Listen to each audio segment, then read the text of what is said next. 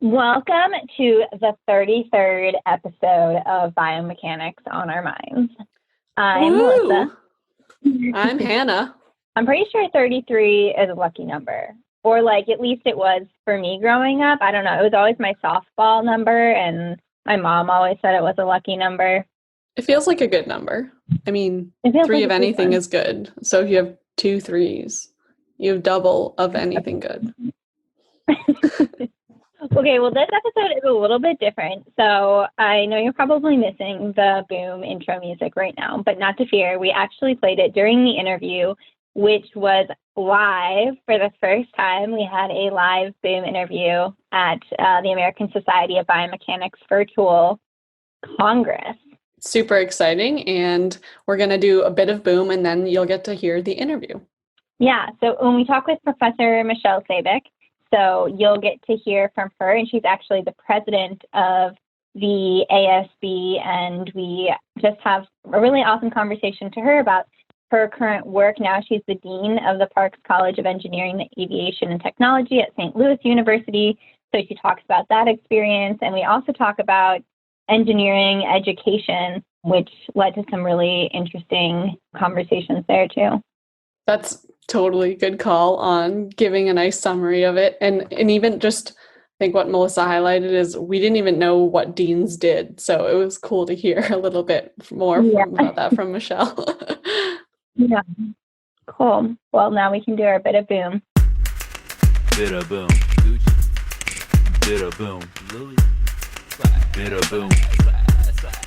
Bit of boom.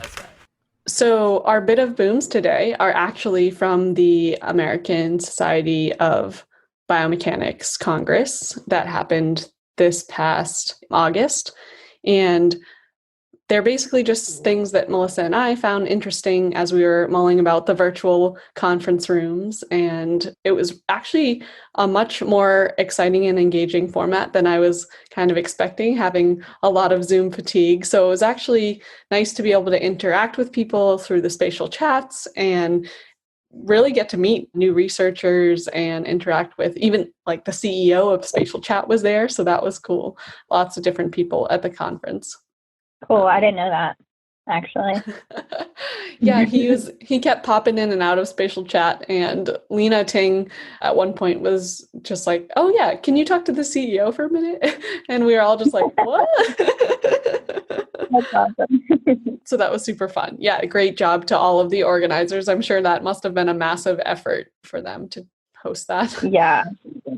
So the first bit of boom today is from Professor Annie Halilaj lab she's at Carnegie Mellon University, and she actually just received the ASB Young Scientist Award as well. So huge congrats to Annie, and we were lucky to have her in the DELP lab as well. That's exactly what I was going to say, that she's an alum of the Neuromuscular Biomechanics lab and just an amazing scientist and awesome person. Yes, and clearly echoed in her work and also in who she is. So really excited to share a piece of her and her students' work. Her student, So-Young Shin, had a poster titled "Combining Deep Learning and Top-Down Optimization Can Improve IMU-Based Kinematics."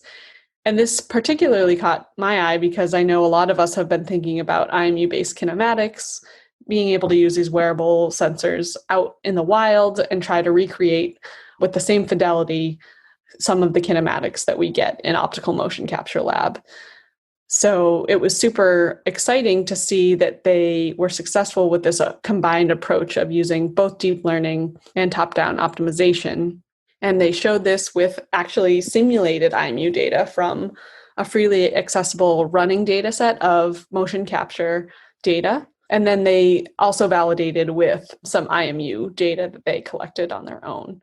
Oh, okay, cool. So it wasn't even necessarily from the same data set that they were predicting, like training versus predicting onto, which seems like then what their algorithms can be applied to IMU data collected for other people. Yeah, I think so. I think that was the goal, to show that it was working in both different settings. Yeah, and they were getting pretty good results using this combination for sagittal joint angles, which, are just basically our hip, knee, and ankle flexion angles. They were getting within 1 degree of error of optical motion capture, which they were sort of using as the comparison. So that's pretty exciting. Yeah, that seems like really good error. And I think we always talk about biomechanics in the wild, and this seems like a great study to move in that direction and sort of validate some of these efforts around IMUs too, because I think IMUs are, people have a lot of opinions about IMUs. So it's nice to see really like rigorous work and robust algorithms using IMUs. Yeah, definitely. Cool. Well, I'll share some work that I thought was really interesting. So there's a group of scientists from Georgia Institute of Technology, and they were studying the topic of knee joint acoustic emissions. And so this group has developed a multimodal smart brace that can record joint sounds. So it's like a brace around your knee that can listen to what's going on inside of it. So like those creaks and pops that you hear when you get up from a chair and stuff. Exactly. But like even at a smaller scale. So like even like when you're walking, like what sounds is your knee joint making? And they found that the acoustic emissions of the knee are correlated with joint loading, and the acoustic emissions were predictive of joint health in juveniles with arthritis during loaded and unloaded exercises. So those were just 2 studies, but there was a group with a lot of other studies and interesting applications. And I don't know, I just thought it was so interesting, like another biomarker of joint health. And like acoustics, I think, are so interesting. Also, I think when I like listened to the sounds, it kind of like weirded me out a little bit. But I don't know, I just found it to be even more like interesting listening to like a healthy knee versus like an unhealthy knee. So yeah, and it made me think about I study osteoarthritis, and thinking about how we don't have a lot of knowledge on like what specific, we know that exercise is beneficial for osteoarthritis, but not what specific exercises or durations. And so I was like, oh, it could be cool to see if we could get immediate feedback on loading of the knee in different exercises and help maybe design better exercise programs for people, like more personalized, like also leading more towards this like personalized approach, which I get really excited about. So I thought they had a lot of interesting ideas and cool research, and it's always fun to see a new technology and the different applications of that.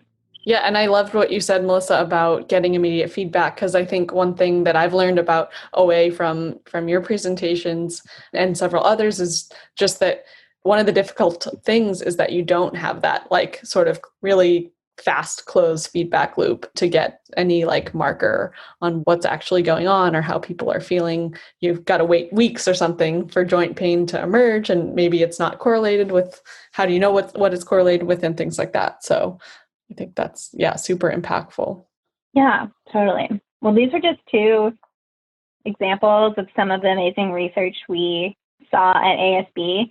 Hannah and I also presented, we had a poster about Boom and what we've learned over the past 2.5, almost 3 years now. So that was really fun. We also hosted a design thinking tutorial. So that was really amazing and exciting. I also presented on how mindsets about exercise can influence whether people with osteoarthritis choose exercise to manage their disease, and how mindsets about osteoarthritis are related to changes in pain after a gait modification, which I was excited to present about and kind of bring mindset and psychology into the biomechanics world. So that was really fun. Yeah, and it was so awesome to see that topic highlighted at this conference too, because I don't think it's not necessarily something we've thought about in the field of biomechanics, bringing that psychology piece in. So super great. Yeah, conferences are just such a great opportunity to meet people who are interested in the topic too, and had so many great conversations since then. So yeah, I really enjoyed ASB and appreciated all the efforts put into it. And I guess with that, maybe we should just jump into the interview with Dr. Sabick.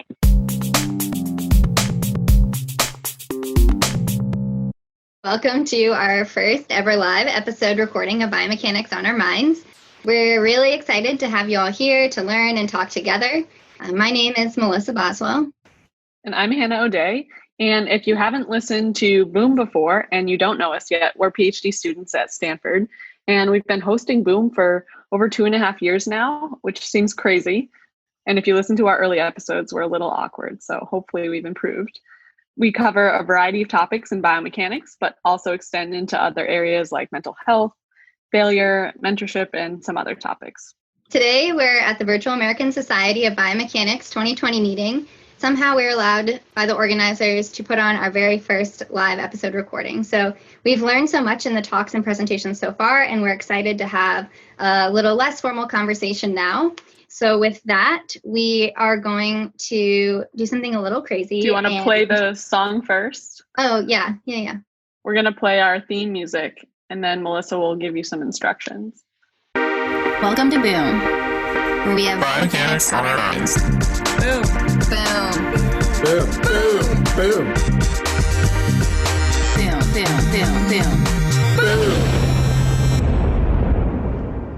All right. Well, we hope that brought the energy up. And we're going to ask if everyone could unmute themselves. And we are going to do a 1, 2, 3 boom together to get it started. So after 3, everyone can yell boom. All right. Okay. 1, 2, 3. Boom. Boom. Awesome. Okay. All right. Thanks for participating in that. So just to kind of give you an idea of what we're going to do today, we're going to start with some questions that we've prepared for our guest, and we'll spend about 20 minutes in that conversation. And then afterwards, we hope to open it up to questions that you all might have. So feel free to send questions in the chat throughout. And then when we open it up, we'll call on those who have put a message in the chat to ask their questions aloud. Great. So those are the logistics. Now we'll introduce the guest of the episode. We're really thrilled to introduce Professor Michelle Sabick. Michelle is a professor in biomedical engineering and the dean of the Parks College of Engineering, Aviation and Technology at St. Louis University, and the president of the American Society of Biomechanics. So thank you so much for offering to talk with us today. Thanks. It's great to be here. So what has been the most exciting part of ASB 2020 for you so far? Well, I have to say that I was so excited to see how many people just attended the opening welcome and the initial keynote. And obviously there's been some great sessions since then as well, but I was actually watching the numbers of attendees, and there were well over 500 people there. And when we first realized that we had to sort of call an audible and go to a virtual conference, I think we had very few expectations of how many people would attend and whether it would really work out the way we hoped. So it was just great to see so many people participating at that very first event. And I think the other sessions that I've been in since then have been very well attended as well. So while it wasn't particularly about the biomechanics, although the keynote was great, right? I'm just so excited to see that people could participate. And I think we forget sometimes that we're disappointed that we can't be together in person at the conference, but some people who wouldn't otherwise be able to join us can join us in this format. And so in other ways, it's actually really a boon, right, that we get extra people maybe that can attend that otherwise wouldn't. So that's exciting to me that maybe we're reaching some people that we otherwise would not have been able to have join us for our conference. Thank you for sharing that. One of our first and favorite questions on Boom, and actually, Don, you noted this earlier and wanted to hear Michelle's story. So that gets kind of to our first question, which is what inspired you to become a biomechanist? And when did you know that that's what you wanted to be? So thank you for asking that. I've been reflecting on that ever since I was thinking about what questions I might be asked today. So I think it happened when I was an undergraduate in college, right? I knew when I was a junior in high school, I discovered biomedical engineering. And as soon as I found out about it, that was immediate. I knew exactly that that's what I wanted to do for my career. But specifically, I think I knew that I was sort of on the more mechanical side. So I think biomechanics was sort of my leaning, but where I really got sort of excited about it and where I kind of moved into my research area was I was a soccer player in college.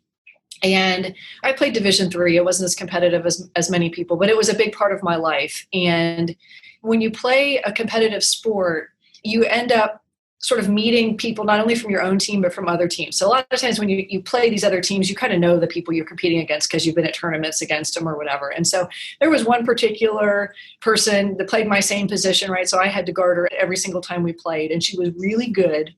And I always, like every game, I knew I had to be on my game in order to keep up with her and to try to neutralize her. And one year, she tore her ACL. And so it was about another year before she came back. She was able to play again. She must have torn her ACL and missed most of her junior season and then came back for her senior season. But at that time she came back, she was wearing a huge knee brace and she wasn't the same player anymore, right? It wasn't, not that it was easy for me, but it was not nearly the same challenge. You could tell her ability to compete had been totally affected by going through this massive challenge. And so that really made an impact on me. Oh my gosh, what can we do about that? Why could she not come back to her former self, or will she eventually, and it just hasn't happened yet? And how could I use my skills to help figure that out? Because number one, I don't want it to happen to anybody else. I don't want it to happen to me. I don't want it to happen to any of my teammates.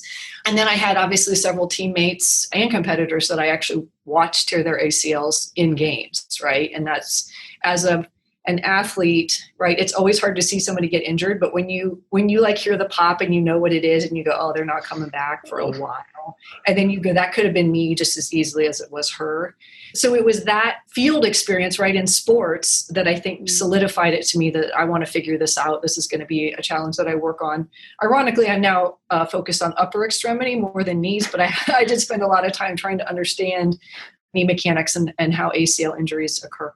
Yeah, that's such an inspiring story, and just that want to be able to help people, I find is really motivating for a lot of biomechanists. Would you mind giving us kind of a brief summary? You said your current work is no longer focused on ACL injury, but maybe just summarizing what your work is on now and that transition into it. Sure. So my current work, and honestly, the dean of my college, so my actual time to do research is pretty limited. So I still do it and it's fun, but it's more of a hobby than a major focus, as I would imagine some of your guests have it, as they're just amazing researchers. So I have a couple of students in my lab and we focus on upper extremity biomechanics. We look a lot at the mechanics of the elbow and shoulder in baseball pitchers, athletes in general, but baseball pitching has been a big focus. And more generally, just doing good motion capture for the upper extremities so we can really understand how everything is moving. And especially right now, I've got a student working on ways that we can track the scapula non-invasively, but also easily, because since it's under the skin, it's actually, without medical imaging, it's hard to track. How I got there is like many, career stories. It's a bit of a crooked pathway. But the long story short is that after I finished my PhD, which was in biomechanics, it was more around the biomechanics of falls and hip fracture, I got a postdoc at the Mayo Clinic in Rochester, Minnesota, and met an amazing mentor there, Dr. Kainan An, and he was such a supportive guy. But I worked with him, we were working on wheelchair biomechanics. So it was one of those, I wanted to go to that location and work in that lab. And I was less concerned about which specific joint I was working on. And so that got me kind of into the upper extremity. And then my first job doing full-time research after my postdoc was working at a research foundation that basically did both upper extremity and lower extremity, but they had a position open in upper extremity. And so my wheelchair background sort of got me into that position.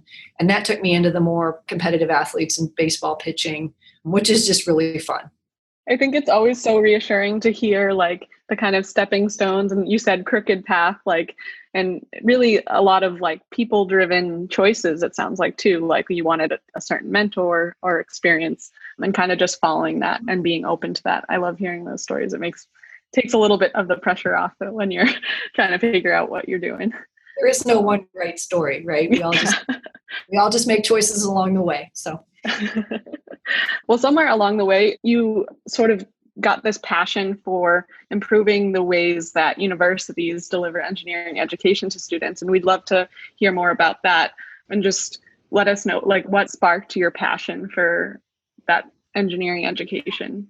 So when I first became a faculty member, that was a choice I made very intentionally to go be at an institution where teaching was also a priority. So it was a place that still had a big tradition of undergraduate education. And even if you were a researcher, you were not going to get away with not being a good teacher, or at least trying really hard to be. And I wanted that because I realized at some point in my probably late 20s that teaching was something I really enjoyed, and that I wanted to be an important part of my career, right? Not just something I had to I had to do, but that I always wished I didn't. So I made that choice. But I don't think I had any ideas that I would do anything that wasn't traditional. I mean, like many of us, I went through engineering education that was a lot of lectures. It was some hands-on labs. Some of those were pretty canned and not particularly great learning experiences. And I realized after I became a faculty member and I was kind of sitting on the other side of the desk that grades and learning were not necessarily really the same thing, right? Like many people, when I was a student, it was the grade that really motivated me. I wanted to learn, but I mean, in the end, I also wanted the right GPA and whatever, the right test scores. And I was, as many people that make it, I guess, as far as I have in the system, I was a good test taker, right? I don't think that's a very useful skill for anything in the real world. But I realized when I became a faculty member that there were some classes that I had gotten really good grades on in college that I didn't know a dang thing about, right? That I couldn't. So I'll give you an example. I got an A in thermodynamics. And when I graduated, I'm not sure I could have told you how a refrigerator works, right? I could draw the little cycle diagram, look up the things in the tables, but I wasn't capturing the meaning, the understand, the deep learning that you're actually supposed to get. I figured it out later, but at the time I didn't. And so as an instructor, I wanted to make sure that I was focusing on the deep learning piece and not the superficial piece. And that's not always easy to do because students obviously they want the grade, right? And often it's because they want to go on to graduate school or they want to go to medical school or they're just competitive people. And they've been trained by the system for 18 plus years, right, to do it that way. Right. So that's really, I think, what motivated me. And so I realized that a lot of the things we do in engineering education are just so fake, right? I mean, we divide up material into sort of artificial little packages. And we call those units in a course or courses. And when you think about how you're going to use that in the real world, we don't actually teach it that way and we don't assess it that way, right? I have never in all of my professional life been locked like in a closet with a calculator and a pencil and been told to solve a problem. And if I got it wrong when I came out, I was fired, right? That never happened. But that's essentially what a high stakes final exam is, right? So that got me really interested in project-based learning and active learning techniques and really getting people to wrestle with the data, right? Or wrestle with the concepts. And I think biomechanics is a great place to do that because I could go to my lab and have people jump around on a force plate and then we have this amazing data to play with and it really gets people to understand forces in a way that just drawing a vector on a free body diagram doesn't always get them to do. So that's sort of maybe encapsulates a little bit about my philosophy and where it came from, but it really came from just wanting people to actually understand this stuff, much of which I realized until I taught it several times, I didn't really understand it the way I should have when I was 20 years old. Yeah, I totally agree. Sometimes it's like a bit discouraging. I'm like, oh, I was in school for how many years and took how many classes and I don't remember anything from that. So you talked a little bit about how you see it kind of transforming from more of like these test assessments to maybe more like skills and applied learning. What barriers do you see that there are currently that we need to overcome to really get to that type of learning?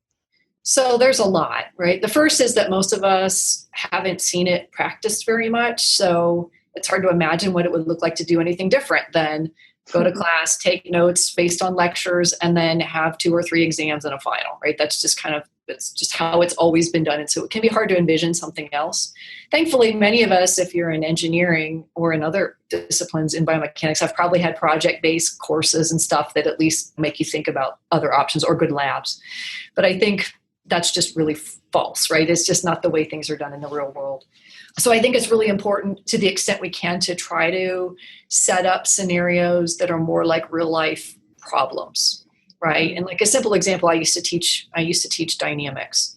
So when we do projectile motion, right, we always take out wind resistance, right? Because if you do, actually the problem, even really simple problems get kind of hard to solve, but we don't live in a vacuum, right? Like there is no problem that I can think of in the real world where that would actually be appropriate unless it was on the moon or something. Actually, and that's not even a perfect example there either, right? So thinking about how to get students doing things that are more like what they'll be doing in the workplace, whatever that will be, is my goal.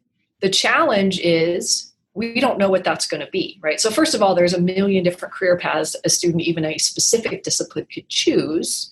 So that's complicated. The other is we know full well that even if we were to know, like, this is a mechanical engineer and they want to go to the energy industry, right? Even if we knew that, like, the job they're going to have in 5 years literally probably doesn't exist now, or it definitely couldn't. And so how can I train somebody for a job I don't even know what it is, right? So I think the thing that we need to think about is how you teach people to be lifelong learners, how you teach them to solve problems strategically without actually knowing what the problems are. And that can be a shift of mindset for faculty, right? So a lot of faculty, again, go to what they are used to, and it can take some time. But most people, if they try other models and they see the light bulb go on in students in a way that they haven't in a more traditional classroom setting, will get really excited about it, and they'll do it even though it can be a lot of work. And that's the other thing, is just faculty members are pulled so many different ways. So if they've taught something a certain way, or if they were handed a set of notes from another faculty member and they've used those, there's not a whole lot of incentive for them sometimes to make the huge effort that it takes to change. And so, and I understand that, especially if they're not rewarded a whole lot for making those kind of changes. At a lot of schools, your teaching evaluations are not really that important to your future career, right? It depends what your institution is like. But that, I think sometimes the incentives are a little perverse in terms of what we'd like to see in the classroom at some institutions.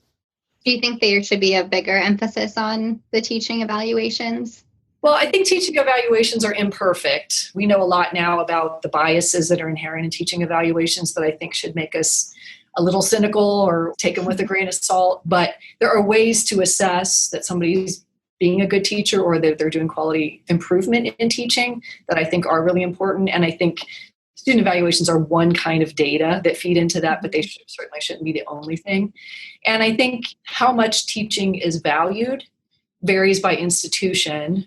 I do think that sometimes when people come out of graduate school or a postdoc and go into faculty positions, they don't necessarily fully understand how to assess the institution and how much the different parts of their job will kind of be weighted.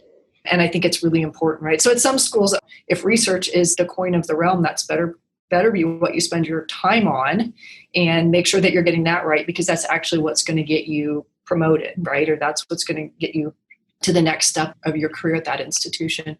And then there's some institutions where the faculty members are much more devoted to teaching, and their workload, their job description is more focused on teaching. And in those places, there's a lot of different ways you can think about how you assess it, but you better really be focused on it, because that is the primary focus of those jobs. So it's just different, right? There's no one right answer, but I think there's a lot of different ways to assess good teaching, and it should be done pretty holistically. But the amount that matters depends on the institution you're at and how much it really values teaching. That's super helpful. I think Melissa and I have been talking too about, like, what is our next step? And we both, I know, really love teaching. So just hearing all of that has been helpful, and thinking about the different flavors of jobs and universities that are out there.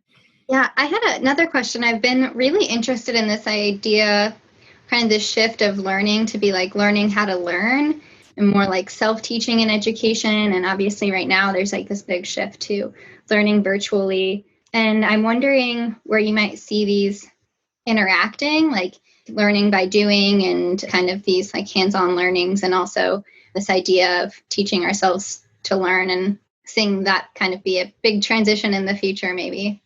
Yeah, that's an interesting question. I think some people are sort of hardwired to need experiential kinds of learning, and other people are just better able to learn from textbooks or kind of more traditional methods. So I think for some people, the more experiential version is really, really important. And for others, it can be helpful, but it's more like an auxiliary, right? Or it's kind of the icing on the cake.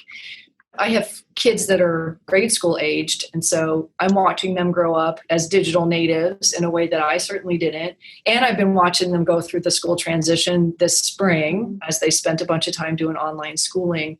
And it is fascinating to watch them, and to watch college students, and to watch my colleagues as a faculty, all of us trying to figure out how best to engage with people online and how to use those resources. And I think that the people who are good at learning how to learn adapt to that a little bit better, right? They're kind of, I think, able to go, like if, for example, if I'm your faculty member and I give you a video to watch, right, that's kind of encapsulates my lecture, and it just doesn't help you understand, right? Some people are just sort of better equipped to go out and get on YouTube or Khan Academy or whatever is the appropriate place and find additional resources that help them fill in the gaps of the things that I didn't explain that well. So I think that's really important. But if we're going to rely on that, we have to teach students how to find the right resources, how to assess the quality of those resources, because I can find all kinds of resources, but it doesn't mean I should trust a lot of them, right? And some of them are just full on wrong, right? Even if it's from somebody, like I could solve a problem, right, and post it online, it doesn't mean I got the right answer. Right? I could have made a mistake and drawn the free body diagram or whatever too. There's this piece about teaching people how to learn. A part of it is teaching them how to find resources, how to find information, and then it's how to judge the quality of that information. And then there's all the different ways you can interact with different forms of information. I think those, when we think about the future of learning, I think there will be a lot more focus on that, teaching people how to be able to interact with all different kinds of resources and how to find them than what we currently do. Like in engineering education, our accreditor ABET, we have to demonstrate that we teach students how to do lifelong learning.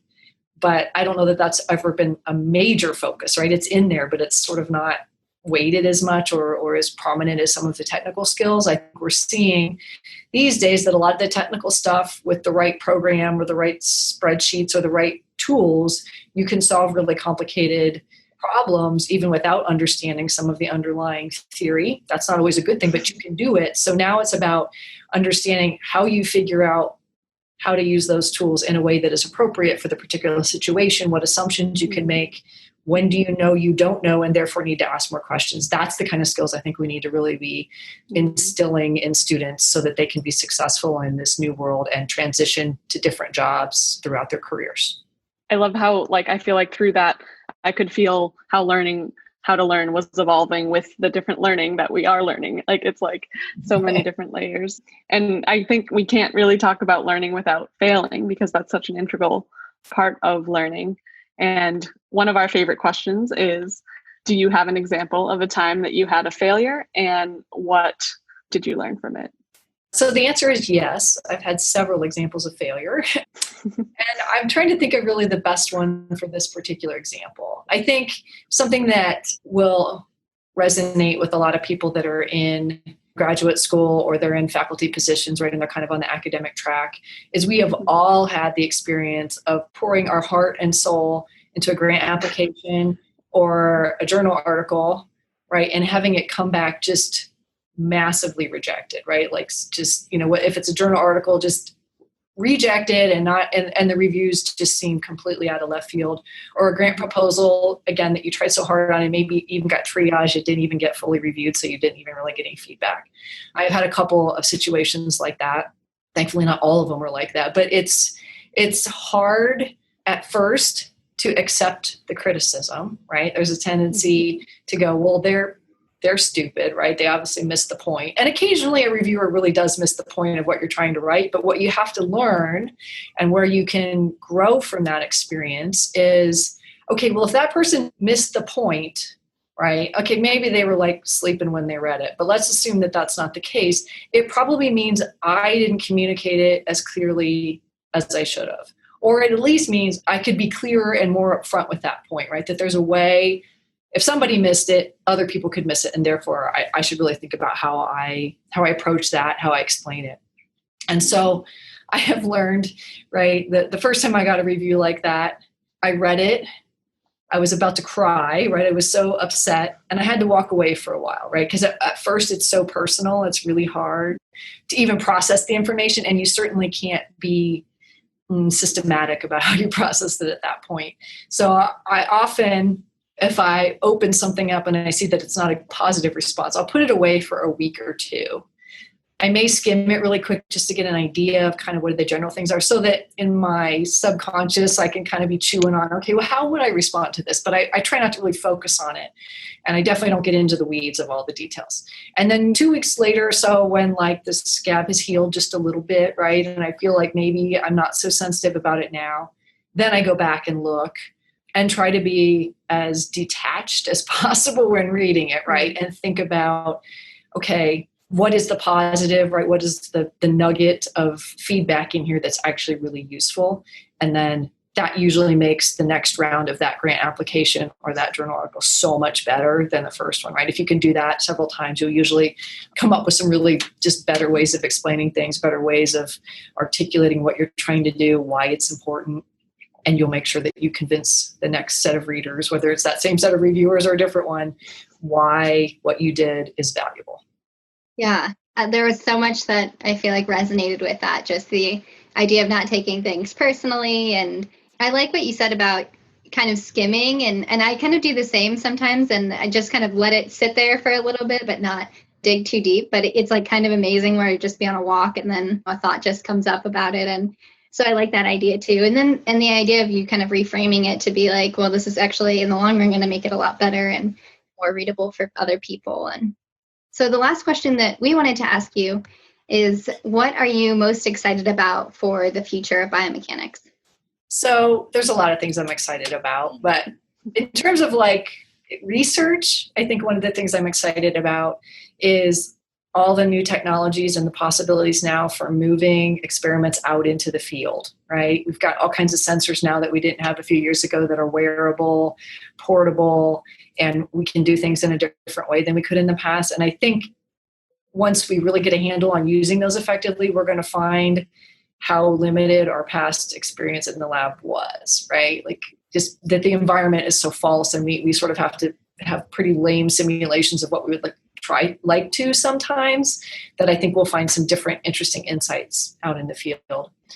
From an American Society of Biomechanics perspective, I'm excited about our growth, right? We're seeing really great gender diversity amongst our members. We have a long way to go in terms of our other forms of diversity, but I'm also seeing some great signs there where we're getting some affinity groups that are coming together, and people, our diversity and women's events have been amazingly well attended in the last few years. And it wasn't that long ago that those were small. Now you can't get a ticket. I mean, those things I think are fantastic. I think they're great for our field, and I think they're going to open up all kinds of exciting possibilities in terms of the types of research people are doing and the questions that they're asking. I think that that's just going to be great for our field. And then that will hopefully have us make an even bigger impact on our society, which is really what we're all here for. And I don't mean the American Society of Biomechanics. I mean the world, right? The society or community around us. So that's exciting to me to see all the new people get involved and the diversity of those people, even though we still need more diversity. I think it's better than it used to be.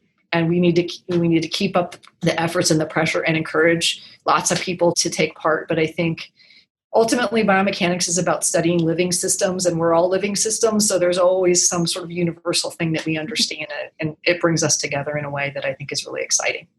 Yeah, can appreciate both of those, both the research side and technologies, and I really appreciate your visions for both the American Society of Biomechanics and biomechanics community as a whole, especially with becoming more diverse and just kind of growing together as a community.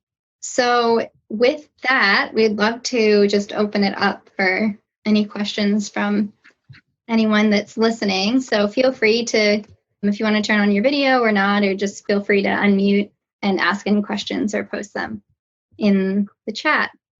Oh, we've got one. Someone's raising their hand.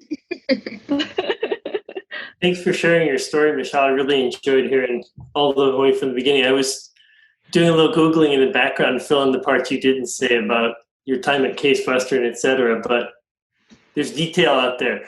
You've ended up in administrative positions the last two stops.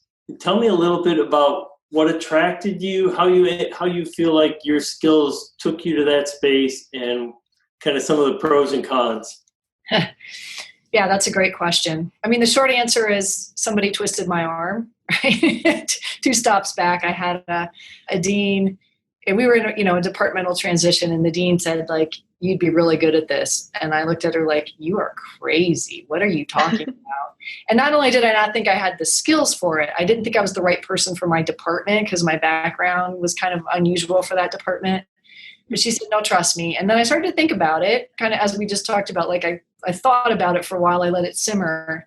And I realized, there's some things that this department needs that I think I could help with. So I think what I realized is that there's a couple things. First of all, I knew I liked research and it was fun and I enjoyed it, but it was not like the thing that made me get out of bed in the morning, right? It was something I love to do, but it's not the only thing that motivated me. And this sort of the student experience and making sure students were getting the most out of their education is something that really did motivate me. And so the fact that I could impact not just the 100 students I might teach in a semester or the 10 students in my research lab, but I could affect, in my first job, the 800 or 900 students that we had in my department, that was pretty exciting, right? That I could help hopefully start to make some of the changes in the way people were teaching and kind of, do these things to sort of hopefully move the needle that would, in the end, really make the experience better for students and help support their learning. So that's the piece that motivated me. It's the motivation, even though I don't spend as much time in the classroom as I used to, right? But it's about that. And I think in general, what I've learned is that I didn't know it, but I think I look at complicated systems in a way that I can sort of help take them apart and figure out what needs to be worked on. And I think we, as engineers, we tend to be better at that, or as scientists, than some types of people or some training, but I also don't think even everybody can do it. And so I think that that's something in administration, people don't think about it that way, but I sometimes think I'm sort of like a systems engineer, right? My system is a complicated group of people whose behavior is unpredictable, and there's a bunch of laws and customs governing how they interact and who they report to and how they learn. It's a really weird way to say it, but I feel like in some ways I'm using my engineering discipline, but it's in engineering kind of human behavior with the ultimate goal of creating great learning outcomes. Becoming a dean was also an accident, right? So I became a department chair, and then I realized that I had some skills that I could do it, and then I could really have the impact that I talked about. And I switched institutions so I could be at a department that sort of fit with my discipline a little bit better and had some resources that I thought would be good that way. And I jokingly refer to it as a, unfortunate series of events that led to a dean transition. Shortly after reference there. Yeah. And I realized that we were going to do a search of, sort of amongst the people in my college. And I looked around and I said, oh, wow. I mean, if those guys think they're qualified for this, then I probably am too. I should at least throw my hat in the ring. It would be sort of irresponsible for people that could do this job to at least not step up and go through the process. So I ended up being a dean. I've been doing it just over 4 years now. And as you might expect, I spend even less time doing research. I spend even less time doing teaching, but I still do some of those. So it's kind of enough to whet my appetite and keep me feeling like I'm in the game. Now, right, I have even a bigger impact over a bigger group of students across multiple disciplines. And I work together with the other deans and my provost to help shape the direction of the entire institution, right? So I've gone from sort of maybe 100 students a year to 800 students to, in a small way, 12,000 students a year, right? So that feels good. There's still so much work to do. It's not like we've transformed everything, but I do think that's the thing that motivates me and makes being an administrator tolerable sometimes. This year has been an extremely difficult year for everybody, but for those of us trying to open up campuses and figure out what to do, transition to online learning, it's been really challenging. I won't lie. And yet you want people that are engaged and trying to make sure students are at the forefront of every decision, participating in those discussions, right? And so I try to be one of those voices. Well, I don't want to dominate, and I know this is being recorded, but I'm going to throw a little love your way because I've known you before you took on some of those jobs, and after. You haven't just transformed things, they've transformed you into an even better person, a better manager. I mean, I can see, and it's just so great to have you in the ASB presidential line to have kind of shown those skills to this society of ours. So thank you so much for sharing those skills. I appreciate that. I think one of the things that I realized is there are different skills that we can bring to bear to different situations, right? And if I'm not a fantastic researcher, like I said, I enjoy it, but if that's not my thing, what is the place that I can really contribute? Yep. And even within the biomechanics community, we need people that can help organize things, people to lead certain events, right? And so the leadership and some of those skills come in handy, even for a very research-centric society. that's helpful. So I think that's one thing that's important for us all to understand is we have different skill sets, and it's just about figuring out where they fit in and where you can have the most impact with those particular skills. And sometimes it's not where you expect it, right? I mean, I think I'm probably glad that I was in the leadership position I am in ASB this year, because it's been a really tumultuous year. I'm sure many of other people could have done a really good job, but I think I was equipped in some ways to do this because of my past positions, that not everybody has that particular set of experiences. But thank you, Don. I appreciate it. It plays right back to your statements earlier about diversity and trying to diversify this organization more, because diversity brings so much. So thanks. Agreed. Yeah, thanks. And definitely, I think when you're surrounded by what feels like people who have the same skill sets, it can sometimes feel difficult or isolating when it feels like you don't fully align. So eventually finding your path and where you do fit, I think, is just such a nice thing that resonates really well with us and our listeners. So I see there's a question in the chat, so I'd be happy to address it. And the question is, what is the biggest piece of advice for graduate students early in their graduate careers to set themselves up for a career in academics? There's a lot of things I could say here, but one of them comes back to something we touched on earlier, which was understanding the different types of positions in higher education is really important. Whether you want a straight path or a crooked path, right? At least knowing what the different choices are, I think, is really important. So a couple of times I've actually gone and given a talk at like a regional meeting, and students ask questions, and I realized lots of students, even in they're in graduate school, right, which means they've been in university, probably 2 different universities, and they've gone through this system, don't fully understand how a university is structured and what the different types of universities are, and how to kind of understand, if I'm looking for an academic position, what my different options are. So I think to the extent you can study that, ask your advisor, ask other students that have gone on interviews, ask the postdocs who are looking at positions, right? Ask everybody you can a little bit about maybe their path and the types of institutions they've been at and how to figure out what's right for you, right? Because the reality is there are schools where even if you just stick just within higher ed, right, there's everything from 2-year colleges, undergraduate only schools where you're all teaching or maybe teaching with just a little bit of undergraduate research, larger universities often that still focus on undergraduate programs and maybe have really small graduate programs, or maybe only have master's programs and not doctoral programs, and then some that have small doctoral programs, and then some that have huge graduate programs at the doctoral level. And each of those is a little bit of a different experience. And if you're really interested in research, right, you want to be one of the ones that's got a ton of, probably you want lots of graduate programs so you have great students coming into your lab and the ability to get things going. But if you want a little bit different balance between teaching and research, right, there's these sort of other choices. But what people need to understand is if you eventually want to work at a really research intensive institution, it's hard to do that if you started out at a teaching intensive institution. Right? Because say you go there, you spend 3 years, you're a great teacher, but then when you go to apply for that job, if you don't have a lot of research to show, it's hard to move up. The other direction is a little easier, but then you have to show that you're going to be a good teacher, right? So it's important to understand or to reflect in yourself. Do you like teaching? Is that something that really motivates you? How much does research motivate you? And even if you love research, do you like the competitive nature of it, of always having to write grant proposals? Because some people love that and thrive on it, and other people find it really exhausting, right? And so I think you need to reflect on those things, and that helps you understand maybe what kind of institution to look for. And then I would get advice from lots of other students and faculty members about schools they know about, or types of schools you should be looking at that kind of fit your profile once you've reflected on what you think you want. And then know you can change along the way, but certain jumps are harder to make than others. Yeah, that makes sense. So it just seems like a lot of talking to as many people as you can and learning about different paths. And it kind of ties into what you're talking about before about learning through experiences. Like not only are you learning skills, but you're learning what skills you enjoy doing and what things you don't enjoy doing.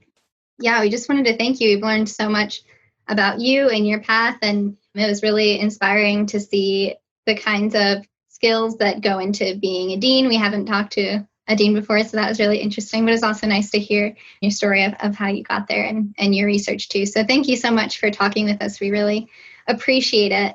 And thank you for doing this. I think this is a really cool venue for you to highlight biomechanics and the different opportunities in biomechanics and what people are doing, which is fantastic. So thank you for doing this. Thank you for inviting me. And I hope that you get to enjoy all kinds of great interactions at the conference this week and further on, since a lot of it will be available virtually afterwards. We appreciate everything from the American Society of Biomechanics and putting this conference on virtually and doing the work to do that. So we've enjoyed our time, and I'm looking forward to the rest of the conference. And thank you everyone for joining us for the first ever live Boom episode. Now for the most fun part of the episode. Just kidding. That was an amazing interview with Michelle. And I feel like I definitely learned a lot. And it was just really great to, again, hear that perspective of what it's like to be a dean, the things that she's juggling and thinking about for the future, as well as her own career path and kind of seeing the different turns that it took. Yeah. I was just reading the fails that we have written down, which we should talk about now. Perfect transition. That was... Okay. Research fails. Yes, it does. Hannah, do you want to talk about what was going on during this research fail? Or I guess not really research fail, but just... Yes, during this interview. So during this interview, virtual ASB, of course, was hosted from everyone's workspace or home monitors. As I'm doing our live virtual interview, all of a sudden I just hear outside my window an airplane that was way too close to my building and to the ground, because it was close to my building. It was also too close to the ground. And it was so loud. I could not believe. I immediately asked Melissa if she could hear that, because I wanted to mute myself, but she did not hear it. But she did say that we could add it to fails. So that is my that is my fail. Everyone's okay. No one was hurt. All good. Yeah, that we're aware of. It's just kind of bizarre because we're between two airports, but definitely not close enough where a plane should be that close to any building. Not only did that happen during the interview, but we also had a Zoom bomber, which was my first experience with a Zoom bomber. Same. Which for that, it could have been a lot worse, to be honest. Right? Do you want to describe what happened? Okay, I'm trying to remember. I feel like he jumped in the beginning, right? And then yes, played music with dancing cartoons, I think. Yep. It was green. That's all I remember. A green cartoon. It was Shrek or something. Oh, but maybe it was Shrek.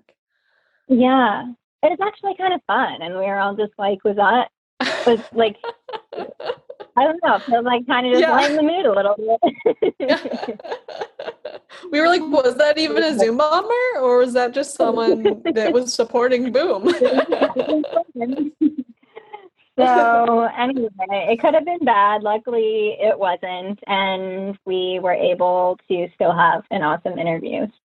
We want to thank you for listening to this episode. We hope in the future, we would love to have more live interviews. It was so fun because it was cool to be able to take questions from other people. So if you have any other ideas for congresses or any events that it might be possible to host one of these at, or you think that would be fun, please let us know, because we would love to do that again. Definitely. And yeah, huge thank you to all of you all for listening always. We were able to highlight some quotes from Boom listeners in our ASB Boom poster. So that was super exciting. And we couldn't have made that poster. We couldn't be here without all of you. And we just always are reminded of how great you are, especially at events where we get to interact directly and have questions. That was super exciting. Well, and thank you to the International Society of Biomechanics for sponsoring the podcast, and the American Society of Biomechanics for providing us a platform to do this interview and for organizing the conference. And if you'd like to get involved with Boom, submit a research fail, suggest someone to interview, please email us at biomechanicsonOurminds@gmail.com, or feel free to follow us on Twitter at biomechanicsOOM and send us messages there too. Yeah, and we can't forget to thank Peter Washington for the Boom music as well. So I'm Melissa. I said I'm Hannah. Who even knows anymore? We can switch it up. I'm Melissa. And I'm Hannah. Biomechanics off our minds. Boom, boom, boom, boom.